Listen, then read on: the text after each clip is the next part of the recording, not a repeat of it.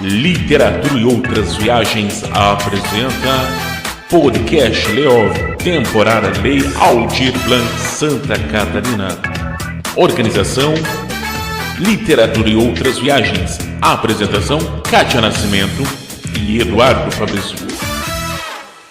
Fala, saudações literárias a todas e todos os estudantes ou amantes de literatura. Esse é o podcast Leov. A gente está aqui na 4ª temporada, está falando sobre o patrimônio histórico de Itajaí, né? Os tombos, né? Os patrimônios tombados de Itajaí. Aí, com o patrocínio da Lei Aldir, espero que vocês ouvintes estejam gostando. Eu e minha parceira, que mora ali perto da Marejada, aí, Kátia Nascimento, como que tá? Chimarrão hoje? Claro, chimarrão sempre, né? Que as pessoas pensam que só porque tá calor a gente não pode tomar chimarrão, né, Edna? Estamos aqui com mais uma que toma chimarrão, viu? Hoje estamos aqui com a Edna Calegaro, bibliotecária, nossa parceira no projeto Casas Tombadas de Itajaí e gaúcha, né? Ela é metida a itajaiense, mas ela é gaúcha. Gaúcha. Vá. Ela fala cantadinho, Eduardo. Ela fala cantadinho.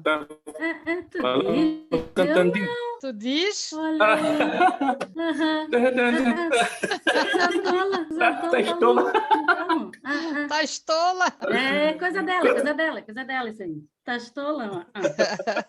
Quanto tempo você mora em Itajaí? Eu moro em Itajaí há 23 anos. Pouco tempo. É o lugar onde eu mais Quase. é o lugar onde eu mais morei na minha vida, é Itajaí. Também. E eu adoro sotaques. Eu gosto de todos os sotaques. Eu e o Eduardo, nós somos linguistas, né? Então a gente gosta dessa variação de trabalhar isso. A Edna, ela é bibliotecária. Além de mais de 20 anos de Itajaí, ela é bibliotecária. Ela sabe todas as coisinhas. Vamos descobrir um pouco mais, né? Vamos descobrir um pouquinho mais sobre essa profissão. Além de bibliotecária, ela é contadora de história, né, Edna? Olha, é uma coisa que eu gosto muito. Quero conversar contigo, Edna, sobre a catalogação. Então, cada episódio a gente vai falar sobre a função de uma dos profissionais que fazem parte desse projeto. Okay. E um deles é tu, catalogadora? Também, uma das funções dentro da biblioteconomia a catalogação, né? Uma das atividades técnicas, digamos assim. E a gente, na verdade, é um processo todo. As pessoas não sabem muito bem o que significa isso, né? Catalogar, é só enumerar. Tudo existe um porquê, né? Sim, claro. Dissesse isso para nós. Ok. Bom, eu sempre fui rato de biblioteca, né? Sempre estive em bibliotecas, enfim. E quando eu comecei a trabalhar em uma biblioteca universitária, eu percebi, apesar de eu já ter outra formação, eu percebi que aquele ali era o meu ambiente, né? Durante 15 anos, eu estava naquele ambiente, mas eu não tinha o curso de biblioteconomia na teoria, digamos assim, apesar de ter toda a prática. Então, essa coisa do vocabulário, dos processos, tudo que acontece numa biblioteca, eu já tinha. Então, eu fui para fazer a biblioteconomia na UDESC, né? E aí que eu passei a compreender mais esses processos de catalogação, né? A importância, como que eles acontecem, né? E a catalogação, na verdade, ela faz parte de um grande processo, né? Digamos, é uma etapa onde a gente organiza a informação. Tem uma gama de informação muito grande. Para você poder recuperar essa informação, você precisa estar organizado, né? Então, é a mesma coisa que se você entrar numa casa que está toda bagunçada, as coisas não estão organizadas, e você precisa de um documento, ou de um livro, ou de uma roupa, enfim, alguma coisa. Se não está organizado, você vai demorar muito tempo para achar. Ou então, só uma pessoa que fez a bagunça, digamos assim, vai conseguir encontrar esse item. Então, a catalogação, ela serve para recuperar a informação. Então, como que ela funciona, né? Essa palavra, catalogação, vem de catálogo, né? E o que é um catálogo? É onde as coisas estão organizadas segundo algum critério, né? Por exemplo, você pega aqueles catálogos de venda de roupa ou de venda de perfume, né? Aquelas coisas que existiam um tempo atrás, que era um catálogo físico, né? E as bibliotecas tinham catálogos físicos antigamente, né? Então, ali está descrito os itens segundo critérios e segundo regras de formatação desses critérios, né? De disponibilização dessas informações. Então, antigamente, nas bibliotecas, os catálogos eram manuais, impressos. Talvez alguém aqui frequentou bibliotecas mais antigas ou há muito tempo atrás, onde existiam gavetinhas cheias de fichinhas, né? E aí você retirava ou a ficha do autor ou a ficha do assunto. A lua, refletida na água, formava um caminho de luz que se balançava com o vento. Ela olhava aquela cena como se quisesse penetrar o caminho desconhecido e amedrontador, mas muito menos do que voltar ao baile. O baile significava a subordinação, significava a falsa proteção que teria do homem que seria escolhido para ser o seu marido. O baile significava ser como sua mãe, que aprendera afazeres domésticos para cuidar dos seus, abdicando de suas vontades, sejam elas quais forem. O baile significava a morte de si mesma, de seus pensamentos, de suas necessidades. Né, daquele item. Então, se tinha o autor, se tinha o assunto, o ano, a editora, no caso de ser um livro, né? Um código de onde esse item se encontra dentro daquele espaço, ou arquivo, ou biblioteca, ou enfim, né? Então, te dá a informação resumida do que é o item e te mostra onde ele está. Então, você recupera aquele item, né? E os catálogos, hoje, eles são muito mais amplos, né? Porque a gente tinha um conhecimento hierárquico, uma forma de organizar o conhecimento de maneira hierárquica, né? De cima para baixo, de baixo para cima, enfim. Mas era uma coisa vertical. Hoje, a tecnologia, a disponibilidade dos sistemas permite uma formatação horizontal, uma catalogação horizontal, onde essa hierarquia, ela não é mais top-down, né? Ela não segue esse ritmo, mas ela segue um formato de rede, digamos assim, né? Onde as coisas se conectam em pontos diferentes, umas com as outras. Você tem uma informação de um assunto e ele pode se conectar horizontalmente com outros assuntos. Então, a catalogação, o que ela faz? Ela organiza essa informação. Por exemplo, a gente entra no Google e lá não tem nada organizado. Lá, só as coisas aparecem em função de um algoritmo de acesso. Não é uma catalogação, né?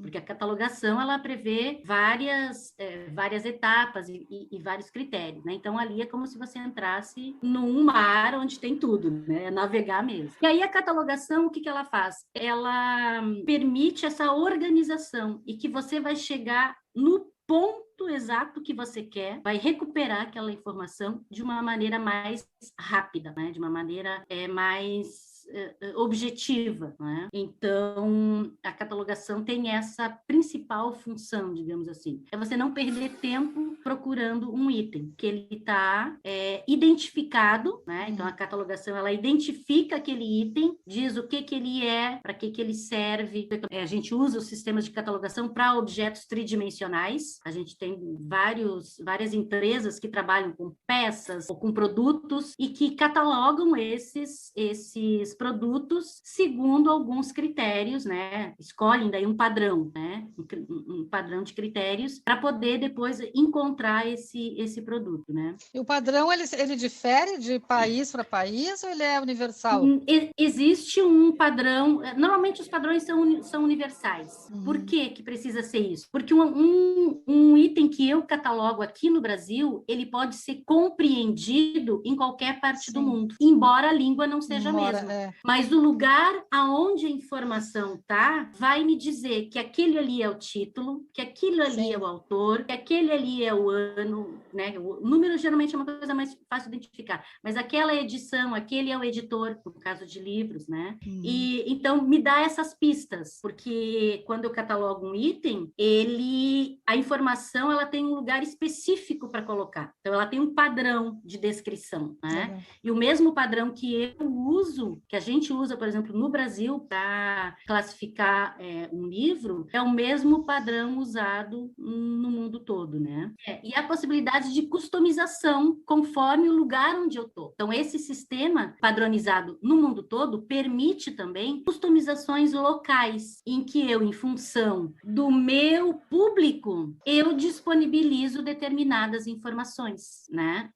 Ou não, essas informações eu deixo guardadas, né? Elas são só técnicas. Então, ou a profundidade, tem coisas que eu posso catalogar exaustivamente, digamos, descrever tintim por tintim, o mais específico possível. Se eu tenho um lugar, por exemplo, com muitos sei lá, quadros de um pintor. Se eu tenho só quadros desse pintor, por exemplo, se eu estou dentro de uma galeria, sei lá, digamos, do Meyer Filho, tudo que eu vou catalogar ali vai ser Meyer Filho. Então, eu vou descrever mais minuciosamente, ou por data, ou por fase, ou por, enfim, aí eu vou escolher os critérios. Então por isso que em diferentes catalogações eu encontro, por exemplo, terceira edição, página, tantos números de página, isso? Isso, porque, por exemplo, se tu está numa biblioteca universitária, dentro de uma área onde é, por exemplo, sei lá, odontologia, né? Eu preciso especificar mais, porque a pessoa vai buscar informação exatamente daquele item. Mas se eu estou, por exemplo, numa biblioteca escolar e eu também tenho livros de odontologia, eu não preciso classificar exaustivamente, eu não preciso catalogar exaustivamente. Eu só vou colocar uma chamada principal. Isso aqui é da área de odontologia, ou isso aqui é da área da saúde. Eu nem preciso especificar se eu não tenho mais obras. Eu vou colocar ele lá na área da área da saúde, digamos assim, né? E também há algumas modificações quando a gente usa, por exemplo, 2 códigos, a CDU e a CDD, que são classificações que variam um pouquinho e que também atendem a esses tipos diferentes de biblioteca, digamos assim, né? É a classificação universal e a classificação de Dewey. Né? Então, normalmente para bibliotecas pequenas ou bibliotecas que você tem um público muito variado, você vai usar uma classificação mais geral. E numa biblioteca universitária, onde você tem muitas coisas extremamente específicas, você vai usar uma classificação mais específica. E eu estou com o livro na mão. Desculpa. Pode falar. É que eu estou com o livro na mão e você está falando e eu estou vendo tudo aqui nas primeiras páginas aqui. CDD, na ficha catalográfica, CDU, provavelmente. Isso. Catalogação na fonte, CIP Brasil. Isso. Você está normalmente, que eu estou lendo aqui. Normalmente os livros, as editoras têm os seus catalogadores, os seus bibliotecários, né? Eu ia ou perguntar elas pedem. O ideal, quando uma editora tem o seu bibliotecário que faz a catalogação, é porque ele consegue também perceber o público dessa editora, ou o público desse livro, e aí fornecer uma sugestão de catalogação, né? Porque o livro, quando ele vai para um espaço, né, ou enfim, uma revista, quando ele vai para um espaço, ele vai atender um público. Então, a catalogação, ela não tem um fim em si mesma. Não, vou só organizar. Não. Para que eu vou organizar, né? A função é organizar em função de um público. Então, quem está catalogando precisa conhecer esse público. E as editoras, normalmente, elas conhecem o seu público ou sabem os seus autores para quem eles se destinam. Claro, isso é muito amplo, mas mesmo assim é possível, né? Por exemplo, eu dou preferência, quando eu faço uma ficha catalográfica, que é um escritor catarinense, eu dou preferência por especificar na catalogação que é literatura catarinense, né? Mas isso também são escolhas, não é uma obrigatoriedade. A catalogação, ela permite isso, que você faça escolhas também de acordo com o público que você tem, ou a intenção que você tem. E tu precisa ler a obra ou falar com o autor para fazer isso, não? Ou só com o editor? Normalmente não. Normalmente a gente pega informações técnicas, né? Para fazer a ficha catalográfica. Né?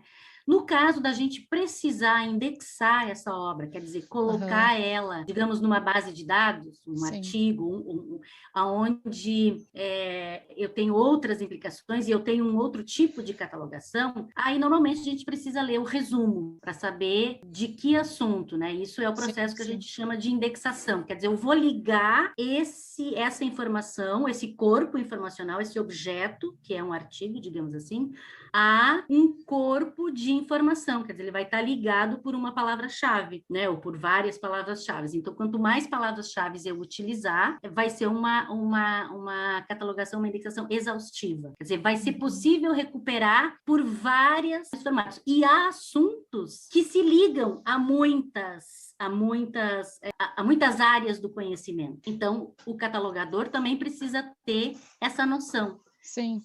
Essa área se liga a quê? Sim. Então, normalmente a gente não precisa ler o livro todo, mas saber do que se trata. Do que se trata, né? O livro, o artigo. Aquela parte ali que diz, ó, quando diz assim, por exemplo, eu tô com esse livro aqui do Kafka, O Castelo, né? Daí diz Kafka, France, 1883, não sei o que, blá, blá, blá. Aí embaixo diz assim, romance alemão, escritores tchecos. Isso aqui também faz parte da catalogação? Sim.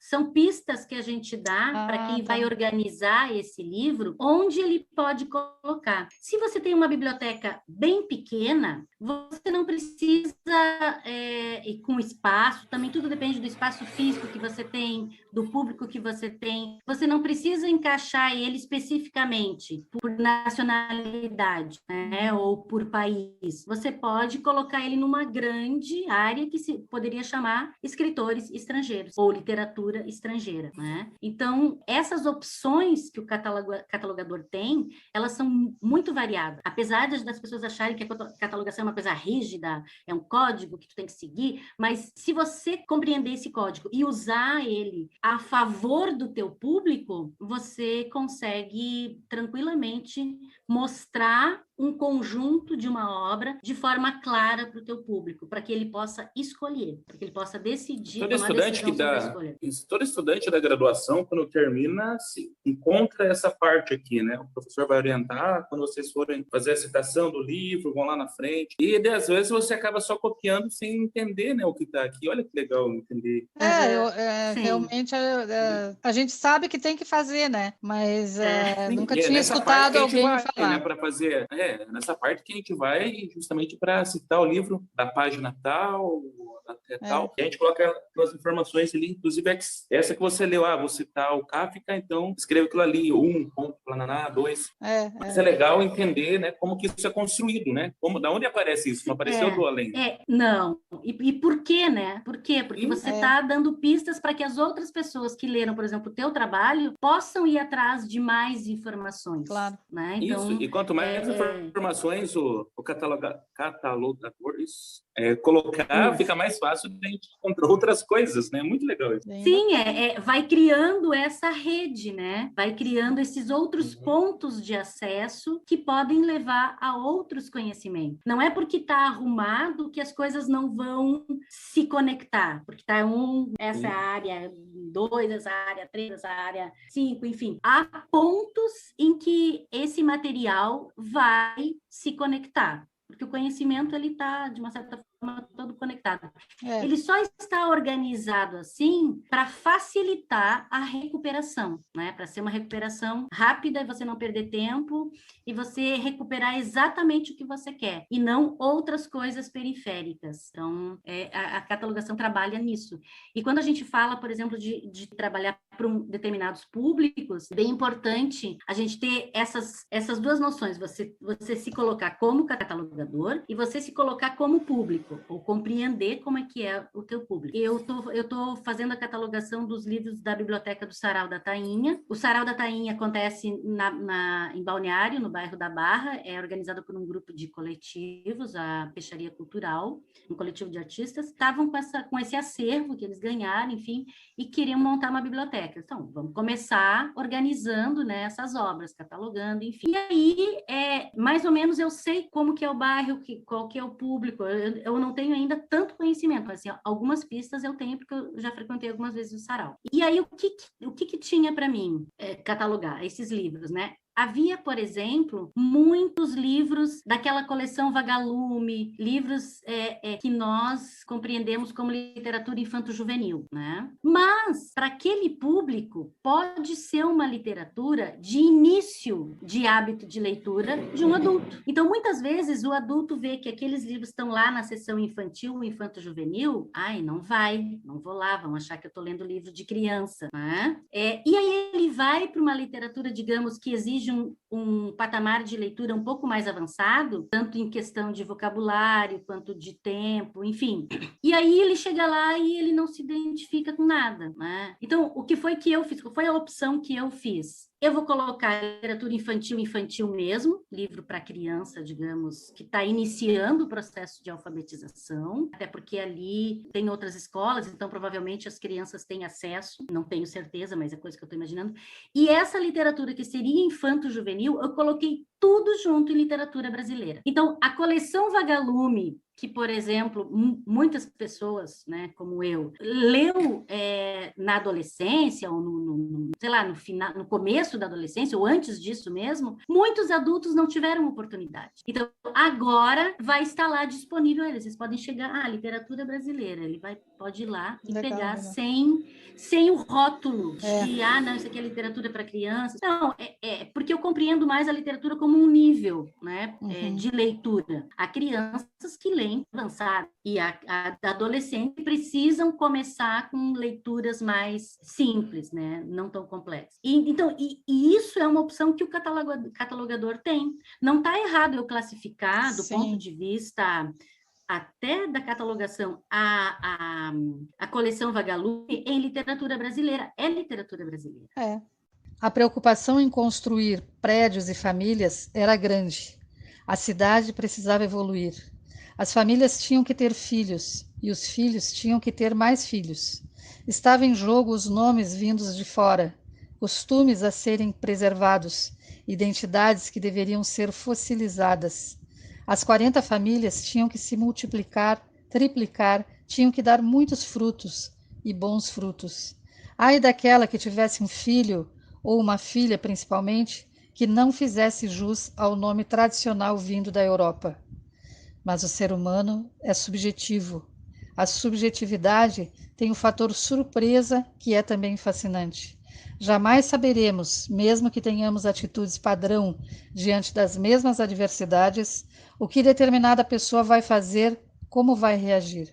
Então, eu posso fornecer para essas pessoas que ainda não têm o hábito de leitura um começo suave, digamos assim. Agora tu está falando isso, eu estou pensando numa coisa que a gente, realmente o leitor, a pessoa que lê, ela se acha num outro nível, né? E então, como ela se acha num outro nível, ela distancia aquele que não lê, ao invés de trazer para ele, não generalizando, né? Mas porque a leitura sempre foi uma coisa de elite, né? Desde o início dos tempos lá. Mas a gente pode diminuir essa diferença fazendo isso que você está falando, né? Muito legal, muito legal. É isso aí. E, assim, por isso que é importante que o bibliotecário, enquanto catalogador, também avalie a função social que aquela biblioteca onde ele está trabalhando tem, né? Porque toda biblioteca tem uma função social para uma determinada comunidade, né? E a gente trabalha, a gente faz estudo de comunidade para poder organizar uma biblioteca. A gente estuda essas comunidades, que é uma coisa que vai além das preferências individuais, digamos assim. Né? Claro. Você vê as necessidades, você vê as possibilidades, né? O modo de vida dessas pessoas, né? As coisas as atividades a que elas se dedicam. Então, uma biblioteca precisa, e o bibliotecário, né, enquanto catalogador, ele precisa ver isso. Por muito tempo, os catalogadores ficaram de costas para o público, digamos assim, né? Ficaram naquela catalogação da técnica pela técnica. Né? Não, é essa a regra, vou catalogar assim, e o público que se ferre, digamos assim, né? Que essa coisa da necessidade da difusão da informação, do acesso à informação, essa prática foi mudando, né? E aí Hoje a gente tem que olhar em quem vai usar essa informação, em quem vai buscar essa informação, né? Hoje a gente já trabalha também com outras questões, que é em como essa experiência de busca de informação, ou vai ser boa, ou vai ser tranquila, ou vai ser, as pontas, digamos, estão unidas. Tanto o catalogador que está lá dentro, né, da sua mesa, né, fazendo a catalogação, quanto aquela pessoa que vem buscar informação ou que ainda nem veio. Então, a catalogação também já está olhando para o potencial de busca, para aquele que nem buscou ainda, mas como que você vai conquistar quem nem foi buscar a informação ainda, né? Muito massa isso aí, É uma área e é uma área extremamente que hoje, cada vez mais, a gente percebe necessidade, né? Toda a informação do que você quiser tem no mundo. Só que tá o quê? Desorganizado. Então, muitas vezes você não consegue recuperar uma informação porque ela não foi catalogada, ela não foi organizada, né? E aí você não recupera. Ou se recupera, você recupera coisas que não têm valor para aquela tua necessidade. Você, né? É como você pegar uma rede e catar tudo. Não é isso. Você quer uma coisa específica. Né? E uma coisa confiável, que é outra coisa que a gente entra muito hoje, né? Quer dizer, sempre houve, né? Mas a coisa da produção das fake news, né? Fonte, quem é essa fonte, como foi feito, da onde vem, é uma informação confiável? Então, se você tem um banco de dados onde as informações estão lá, que foram catalogadas, né? Você já aquela informação foi checada, ela foi passou por uma espécie de vistoria por quem é da área, digamos assim. Então, você tem um nível de confiança bem maior do que uma coisa que está solta no Gugão, como diz uma professora minha. Olha, isso aqui é coisa de Gugão, né? Quer dizer, você dá uma busca lá, assim, mas isso aqui não, isso aqui exige uma informação confiável. E a gente vê, assim, como as pessoas não conseguem discernir o que é uma informação confiável e o que não é uma informação confiável. E aí vão disseminando, vão compartilhando aquilo, e às vezes aquilo acaba com uma área que poderia ser muito bem usada, né? É muito sério. E me diz uma coisa, o catalogador, ele aparece na editora ou o nome dele aparece em separado?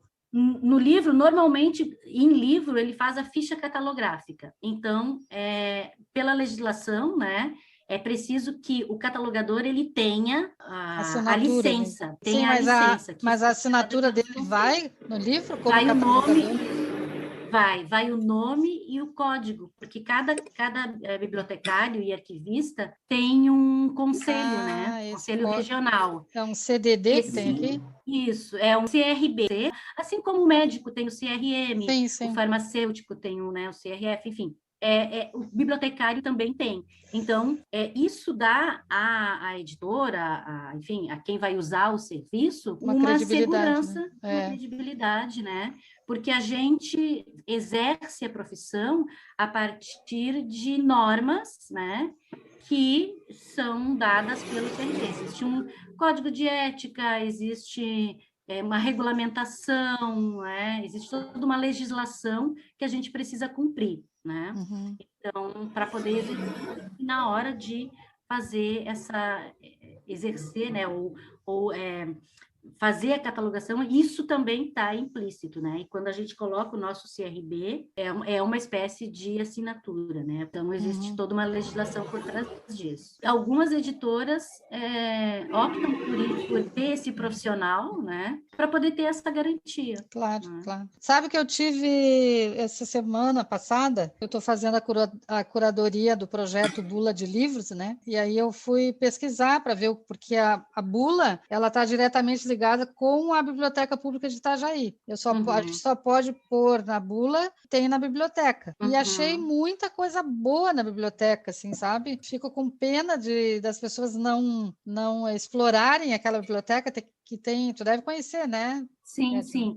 E é interessante porque, assim, a nossa biblioteca, na verdade, nossa biblioteca pública, ela é uma biblioteca escolar. Ela nasceu como uma biblioteca escolar, ela tem escolar no nome, ela é administrada pela Secretaria de Educação, então ela tem uma característica, e talvez por isso, específica, né? Então, talvez por isso a população não se sinta atraído, né? Porque existe essa ideia, digamos, que não necessariamente para pode... aluno, né? E que geralmente aluno é estudante. criança, é adolescente, né? Então, Mas assim, tem muita existe isso no literatura lá, imaginário. literatura Sim, brasileira, porque, estrangeira. foi se constituindo.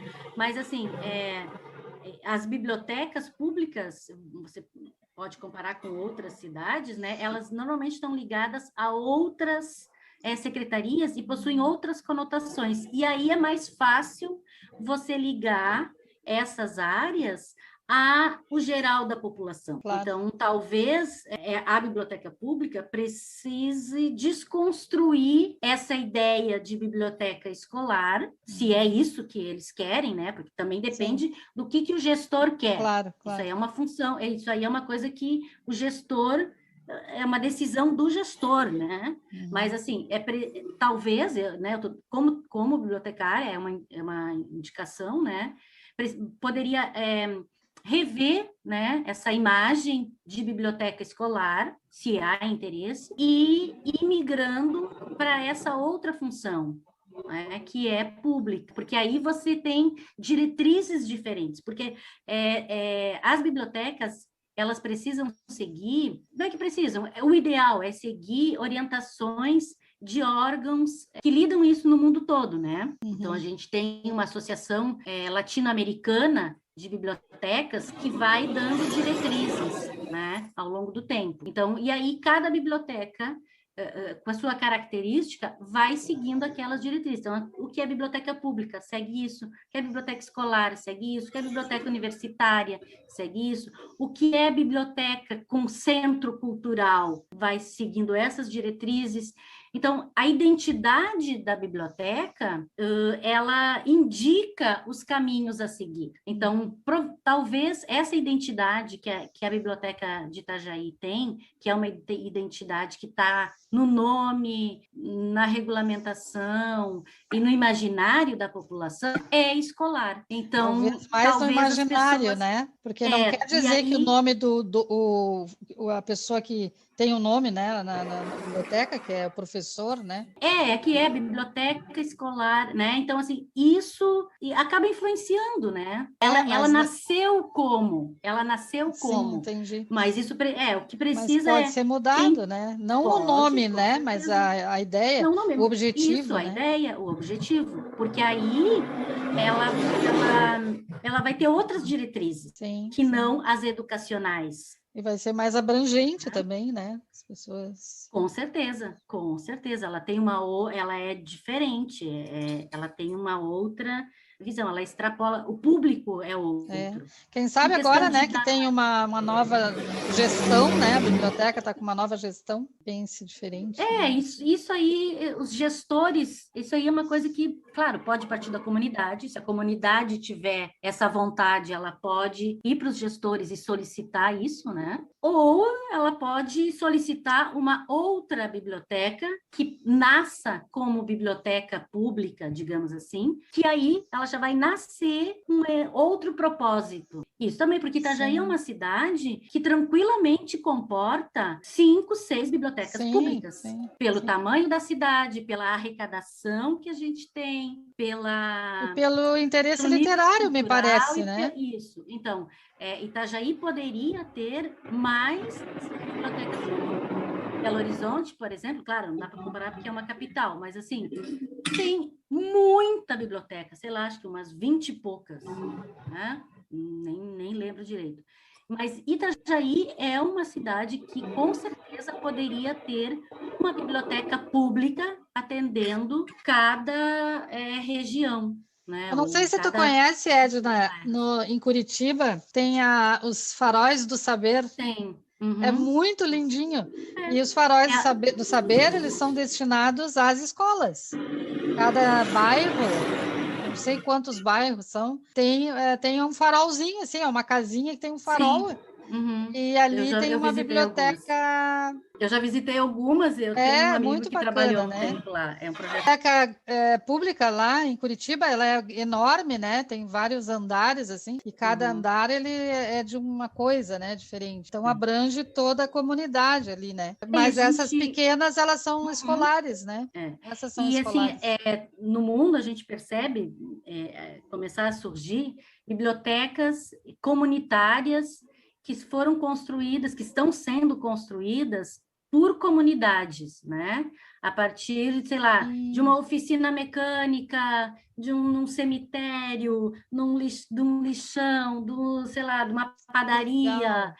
Isso aparece muito, e isso revela o quê? A vontade, né? A necessidade, a busca das pessoas pela leitura, né? Pelo livro, pela informação, né? Enfim, então, e aí isso se constitui numa biblioteca pública essencialmente. Sim. Né? Então, no momento que você... das diversas necessidades, né? Das diferentes necessidades. E há ainda também um grande crescimento das bibliotecas como centros culturais, aonde funciona também oficinas de música, oficinas de escrita, oficinas de... Né? Ela é um centro cultural, sarau, monopoliza várias manifestações, porque a informação ela não está só no livro. A informação não está só no escrito, não está só no computador, ela está nas pessoas, ela está na interação entre as pessoas. Existe um movimento das bibliotecas, como é que fala? Uma biblioteca em que a pessoa é a biblioteca. Então, você quer saber sobre um assunto, você reúne, fulano sabe sobre isso, ciclano sobre aquilo, outra pessoa sabe outro assunto. E aí você vai conversar com essa pessoa e ali você vai obter informações. Isso é uma forma de biblioteca. Claro. Né? Então, conhecimento de mundo, né?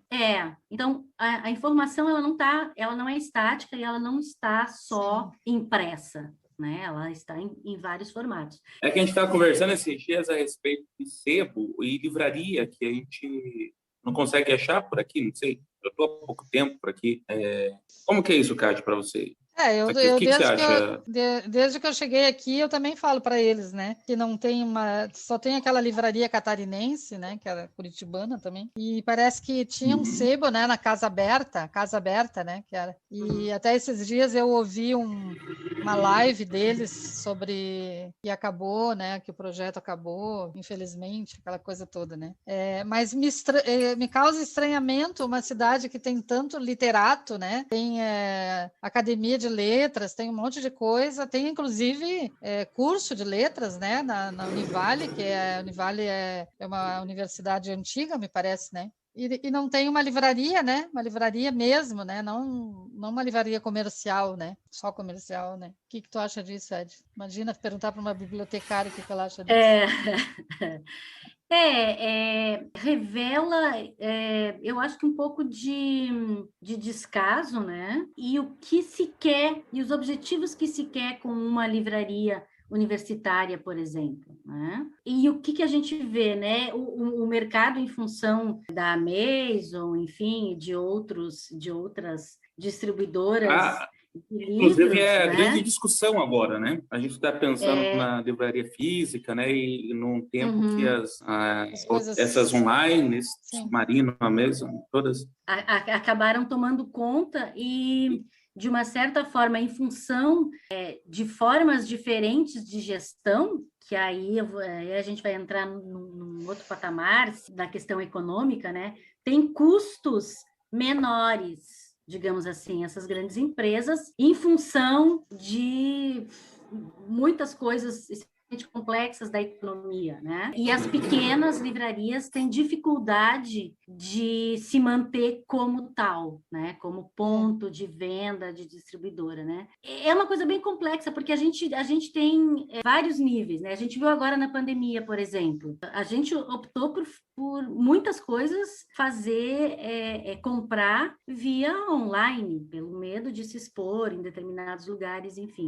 Isso é um comportamento de consumo, mas a coisa de a gente não ter nenhum sebo, né, dele não sobreviver, revela essa coisa de pouco hábito, ou das pessoas verem um sebo não como uma possibilidade de eu recuperar coisas. Não, é um livro velho que eu vou descartar, né? Umas coisas assim. Então, e eu Pensa-se mais num fim para um livro que você tem do que você encontrar alguma coisa que você precisa. Porque o objeto livro acabou perdendo um pouco esse valor enquanto objeto cultural, né? Enquanto uma coisa que foi lido por alguém, foi relido, tem marcas, que é uma coisa mais poética, digamos assim. Mas eu acho que a gente está vivendo num período de desconstrução de algumas coisas, né? Mas de resgate de outras que foram ficando para trás em função do avanço da tecnologia ser muito rápido, né? E a gente não conseguir processar isso. Mas eu acho que há um movimento de resgate, né? E há provocações em que a gente, aquele livro que foi da minha avó, eu vou lá, vou recuperar. É dar o valor para aquela obra, não enquanto obra do que está escrito, enquanto conteúdo, mas enquanto forma também, né? E como uma forma de você reciclar. As bibliotecas, elas são, de uma certa forma, um exemplo de sustentabilidade, né? Porque os livros, uma mesma obra pode ser usada por muitas pessoas. Sim. E há obras que elas são eternas, elas se deterioram em função do material, claro, né? E elas revelam épocas, né? Modos de vida, enfim, costumes, filosofias, enfim. E a gente vê, é uma pena mesmo que Itajaí não consiga dar sustentabilidade para um lugar assim. Edna, então, olha só, para fechar o nosso encontro de hoje, que foi maravilhoso, tudo isso que tu disseste é de grande importância. Que bom. É bom a gente poder... E mais uma vez, o podcast está servindo quase como um workshop. Quase não, é um workshop, né? Então, olha só, para falar de sebo e falar de livros, eu peguei na biblioteca pública, semana passada, quando eu estive lá, um livro que a minha mãe lia para mim, que é Longe é um Lugar que Não Existe, do Richard Bach. E tem uma dedicatória... Isso, tem uma dedicatória aqui maravilhosa, que é assim, ó, para Duliquinha, que mesmo se estiver longe, sempre tenho dentro do coração. Papai, 17/7/1980. Pensa que maravilha. Meu Deus. Coisa mais linda. Tem outra aqui dentro que eu achei. A Duliquinha já deve ter morrido, né? E o papai também. Meu Deus, cara, tinha nem 80. Não, mas é que... Por que ela se desfez do livro que o papai deu para ela? Haveremos de nos encontrar sempre que desejarmos, no meio da única comemoração que não pôde jamais terminar. 14/9/1980. Linda, né? Sim, isso aí dá um conto. Isso aqui é resgate, né, Edna, que você estava falando. É um resgate, né? Um resgate de como as coisas se davam, né? Tu vê, minha sobrinha neta fez 15 anos agora, em janeiro. Quando ela tinha uns 12 anos, eu prometi que ia dar para ela um Kindle. E aí agora eu disse para ela, eu vou te dar um Kindle. E ela disse, ai, tia, tu me dá um livro, então. Eu acho que eu não vou gostar de ler no Kindle. Eu digo, meu Deus, tá bom. A tia velha dizendo para a guria ler no Kindle e ela quer o livro. Eu digo, então porque é uma saturação de telas, né? E nessa pandemia a gente se saturou de telas. Então, a gente precisa de um outro suporte que seja mais aconchegante ou que possa fazer o equilíbrio, né? A gente não vai isso, deixar né? É o aconchego, né? A gente pega o livro e é bem isso, assim, né? Uma experiência, e é uma experiência que não exige outros aparatos, né? Você tem o livro, você vai com ele, né? Então, é uma experiência tátil diferente, né? E a gente estava falando sobre isso essa semana, sobre a Kátia está planejando algumas coisas aí, uma viagem, né, Kátia? E já está pensando nos livros. A viagem é lá para o final do ano e já está pensando em quais livros ela vai levar. Como que eu vou levar os meus? Como que eu vou deixar a minha Clarice Lispector? Não posso? Então tá, gente. Muito obrigada. Igualmente. Muito obrigada mesmo, né? Tu vai fazer a catalogação do livro Casas Tombadas de Itajaí, né? Então tu já sabe. Nós queremos que todos leiam, que todos saboreiem essa história que está sendo deliciosa para nós, né? Tá bom? Que no primeiro momento vai ser lançado em e-book, né?